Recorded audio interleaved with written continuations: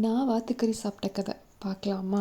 இந்த குழம்போட ரெசிபி வந்து டிஸ்கிரிப்ஷனில் இருக்குது, அதை பார்த்துக்கோங்க. நான் ஸ்வீடன் வந்ததுக்கப்புறம் தாங்க ஃபர்ஸ்ட் டைம் வந்து வாத்துக்கறி சாப்பிட்டேன். அது வந்து ஒரு இன்ஸ்டன்ட் வந்து எப்படி சொல்கிறது, ஒரு மிக்ஸ்டான ஒரு ஃபீலிங்கில் தான் நான் போய் சாப்பிட்டேன். நான் ஸ்வீடன் வந்த புதுசில் வந்து ஒரு கன்சல்டன்சி கம்பெனியில் வந்து நான் ஜாப் அப்ளை பண்ணியிருந்தேன். எனக்கு ஆல்மோஸ்ட் வந்து எல்லாம் கன்ஃபார்ம் ஆகி ஓகே கிடச்சிருச்சு அப்படின்னு சொன்னாங்க.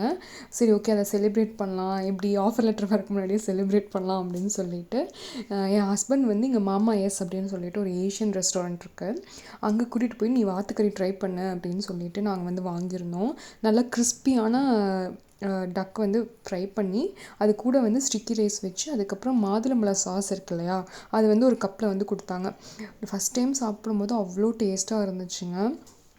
நல்லா சாப்பிட்டாச்சு. சரி நம்ம வீட்டில் ட்ரை பண்ணலாம் அப்படின்னு சொல்லிட்டு நாங்கள் வீட்லேயும் ட்ரை பண்ணோம். இது வந்து நம்ம ஊர் ஸ்டைலில், ஆனால் வந்து அது வந்து ஏஷியன் ஸ்டைலில் இருந்துச்சு. கடைசியில் பார்த்தா அந்த வேலையே எனக்கு கிடைக்கலைங்க. ட்ரீட்டுன்னு சொல்லிட்டு நல்லா வாத்துக்கறி சாப்பிட்டது தான் மிச்சம்.